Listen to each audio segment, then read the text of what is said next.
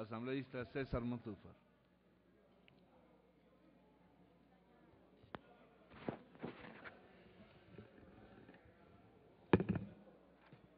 Muchas gracias, señor presidente.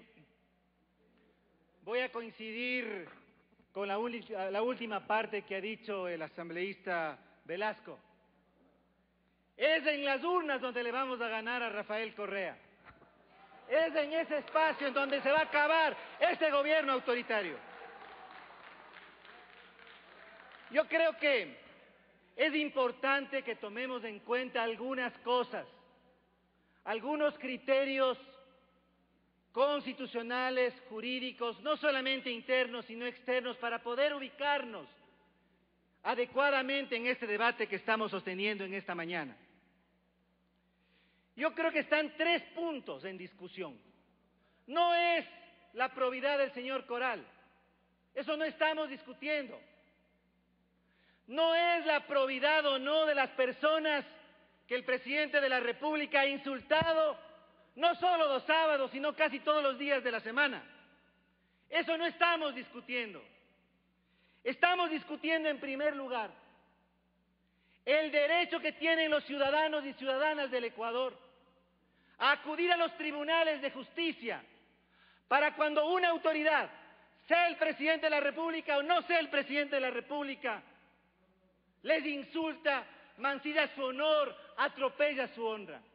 Ese es el derecho que estamos discutiendo en esta mañana, y el que el día de hoy esta asamblea no autorice el que se prosiga con este juicio penal será un mensaje nefasto de la Asamblea Nacional, en el sentido de que nosotros, como cuerpo legislativo, le decimos no solo al presidente, sino a cualquier autoridad: insulten a los ciudadanos, insulten a sus mandantes, insulten a quienes los eligieron, porque aquello no será autorizado por la Asamblea Nacional, y eso es un criterio absolutamente antidemocrático.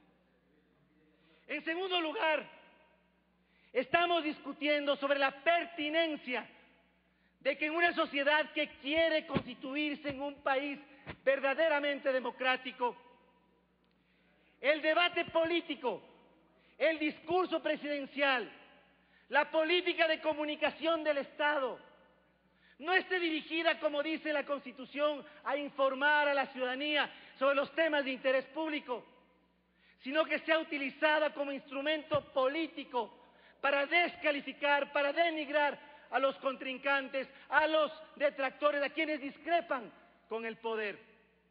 Eso es lo segundo que estamos discutiendo. Por eso es que yo sí creo que esta debe ser una buena oportunidad, no solamente para que esta asamblea le diga al presidente de la República: modere su lenguaje, modere su discurso, sino para que todos nos hagamos una autocrítica y comprendamos que si seguimos esta escalada de insultos, de agresiones verbales, lo siguiente que nos queda es pasar a la violencia, y eso no lo podemos permitir.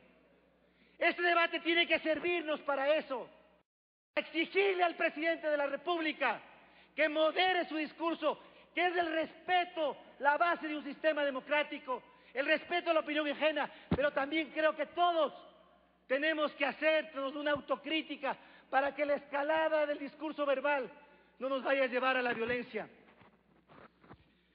Pero en tercer lugar, y eso es lo más importante, este debate sobre un aspecto que es fundamental y que creo que lamentablemente poco reparamos, sobre todo ahora que discutimos tanto y nos apasiona tanto los discursos, los insultos y las injurias que vienen desde el poder. Y es que si somos obedientes y seguimos lo que dice la jurisprudencia internacional, sobre todo a nivel interamericano, tenemos que comprender que el lenguaje que viene desde las autoridades y servidores públicos, el derecho a la libertad de expresión de nosotros como funcionarios, como servidores públicos, de nosotros como asambleístas, así como también el discurso y la libertad de expresión del presidente de la República, como de cualquier otro funcionario público, está sujeto a mayores obligaciones que las de cualquier ciudadano.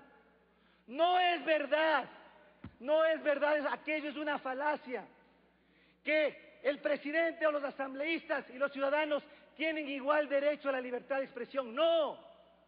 Quienes somos servidores públicos, quienes somos dignatarios, quienes somos elegidos por el pueblo, el presidente, los asambleístas, los ministros de Estado, tenemos obligaciones adicionales.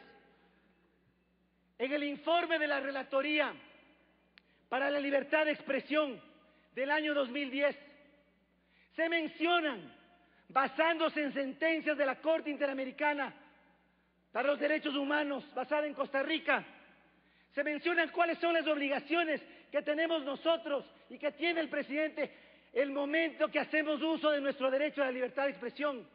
Y nosotros, por ejemplo, no debemos asegurarnos, dice aquí la relatora, de que nuestros pronunciamientos no constituyan violaciones a los derechos humanos de otras personas. Nosotros, los dignatarios del presidente, los asambleístas, los ministros, deben asegurarse de que sus expresiones no interfieran en pronunciamientos de la función judicial. Debemos tener además en cuenta que se debe constatar, nosotros sí constatar razonablemente, que lo que decimos esté sustentado en hechos verídicos. Nosotros sí, no los ciudadanos en general. Entonces, no podemos equiparar el derecho que tiene el señor Emilio Palacio a opinar lo que le guste o lo que piense, estemos o no de acuerdo con aquello, con el derecho que tiene el presidente Correa a decir lo que piensa, porque el derecho del presidente está circunscrito, está obligado de acuerdo a la normativa internacional, al igual que nuestras expresiones. Y en segundo lugar, es importante que tomemos en cuenta igualmente, partiendo de la jurisprudencia interamericana en especial, que el umbral de protección de nuestro honor y honra, del honor y honra de los funcionarios públicos, del presidente, de los ministros, de los asambleístas, para proteger a una sociedad democrática, tiene que ser menor que el umbral de protección a la honra de cualquier ciudadano. No es igual el señor Coral y el señor presidente de la República, porque según razona la jurisprudencia interamericana, según ha razonado la Corte Interamericana de Derechos Humanos en varias sentencias, el que los funcionarios públicos se escuden en la protección de su honor y honra puede dar lugar a crear un escudo de impunidad, de corrupción y violación de derechos humanos. Por lo tanto, cuando nosotros aceptamos ser parte de un órgano como la Asamblea Nacional, cuando nos lanzamos a la vida pública y somos funcionarios públicos, estamos aceptando que la protección de nuestro honor para precautelar el derecho que tiene la sociedad a conocer actos de corrupción y violaciones de derechos humanos tiene que ser menor al umbral de protección de cualquier ciudadano. Y eso es importante también tener presente. Entonces, no es igual el insulto que viene desde el poder a la expresión que puede ser ofensiva que viene desde los ciudadanos. Y tenemos que hacer esa distinción, porque de lo contrario podemos caer en la trampa de pensar que en este momento es comparable esta autorización que estamos en este momento tratando en la Asamblea Nacional con el juicio infame cuya sentencia se publicó la semana pasada. Son dos cosas diferentes y eso no podemos dejar pasar. En síntesis, señor presidente, yo considero que momento más oportuno para este debate no ha tenido la Asamblea Nacional. Y sí quisiera discrepar profundamente con las declaraciones con el discurso y el pronunciamiento del asambleísta Hernández.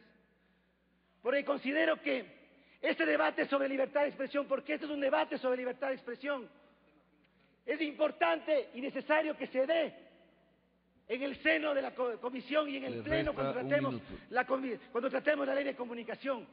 Pero es en este momento el debate más importante de la sociedad ecuatoriana, que no se agota esos espacios, porque hoy más que nunca está en peligro, está en riesgo la posibilidad de que en el Ecuador los ecuatorianos y ecuatorianas podamos pensar y expresarnos libremente, porque existe un intento autoritario, totalitario del gobierno de querer acallar ese derecho fundamental. Muchas gracias.